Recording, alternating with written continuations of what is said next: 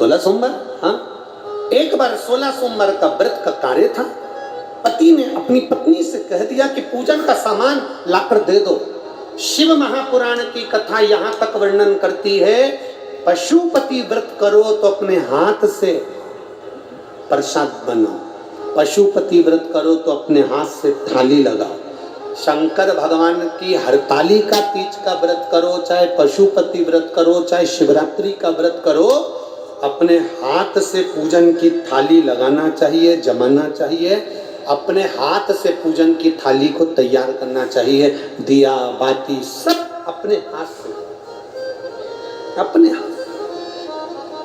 और आज हम कहने में पीछे नहीं हटेंगे, एक बात जरूर आपसे कहेंगे, अगर आप स्वीकार करेंगे तो।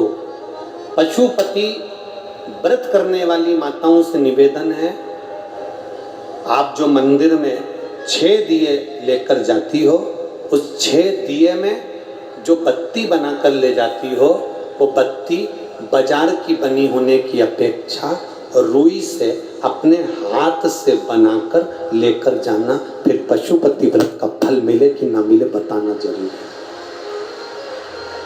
बाजार की बनी बनाई बत्ती, यहाँ तक पशुपति व्रत में हमने यहाँ तक कहा कि बाजार का प्रसाद नहीं, अपना बनाया हुआ प्रसाद रखो। बोला था कि नहीं बोला था?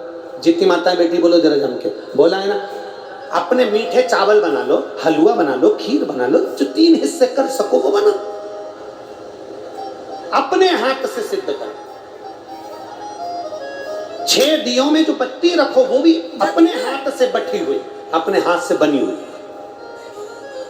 बाजार की रखोगे, फल कितना मिल रहा है हमको नहीं मालूम, पर एक बात इस शिव महापुराण के कहने से अपने हाथ से रुई को बटकर बत्ती बनाकर 6 दिए में रखकर प्रसाद रखकर पशुपति नाथ का व्रत जब करो, 6 दिए जमीन पर रखकर 5 दिए प्रज्वलित कर कर, 1 दिया जो बिना जला है उसको थाली में रखकर प्रसाद का 1 हिस्सा वापस लेकर जब अपने दरवाजे पर दिया लगाओ, अपनी हाथ से बनी हुई बत्ती 5 मंदिर में, 1 अपने दरवाजे पर जब तुम लगाओगे, उसका जो फल मिलेगा आपको सोच से परे होगा, उसका एक आनंद ही दूसरा।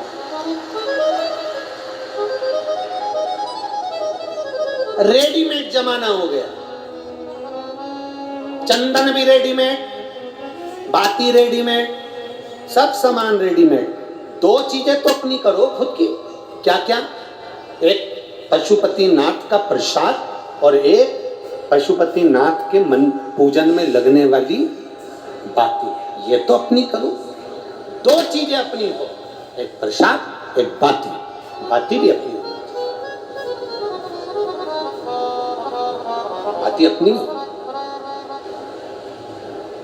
कितना सुंदर प्रसंग है, स्कंद पुराण का ये प्रसंग आपने पहले भी सुना होगा। एक बुढ़िया के घर में बच्चे नहीं हुए, एक बुढ़िया के घर में उसके बेटे के यहाँ संतान नहीं हुई, पोते का मुंह नहीं देखा उसने, दुखी रहती थी, सबको गाली देती थी, सारे देवताओं को गाली देती थी, संतों को गाली देती थी, सबको गाली। कोई संत उसके यहाँ मांगने चले जाए तो वो मारने दौड़ती थी। बुढ़िया एक दिन पोछा लगा रही थी, एक संत उसके यहाँ मांगने के लिए आ गए। बुढ़िया ने पोछा लगाते लगाते वो पोछा ही उठा के संत को फेंक के मार दिया। ले ये रख ले। पोछा लगाने का पोछा फेंक कर मारा। उस पोछे को संत ने उठाया, धोया, धुलवाया, धुलवा कर उस पोछे को धुलवाने के बाद उसकी जो चिंदी थी उसको मट कर दिया लगा दिया।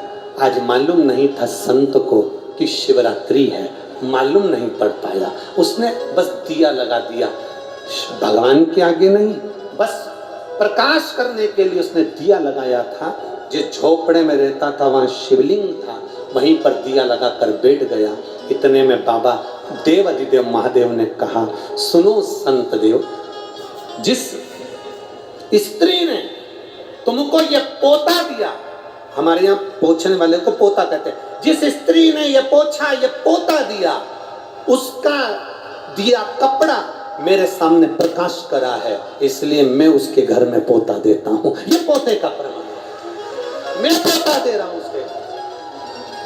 एक पोछे का कपड़ा भी हमको फल दे जाता है।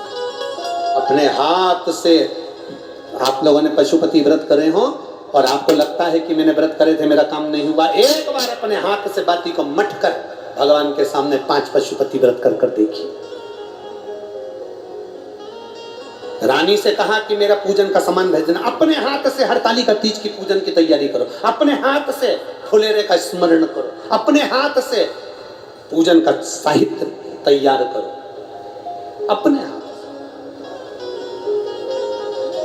अब संतान, अब यहाँ उसने अपनी रानी से कहा मुझे सामान ला दो। रानी ने नौकरानी के हाथ, दासी के हाथ सामान भेज दिया पूजन का। आकाशवाणी हो गई, तेरी रानी ने शिव का अपमान कर दिया, इसको बाहर निकाल दिया गया, दर बतर ठोकर खाती रही। शिव का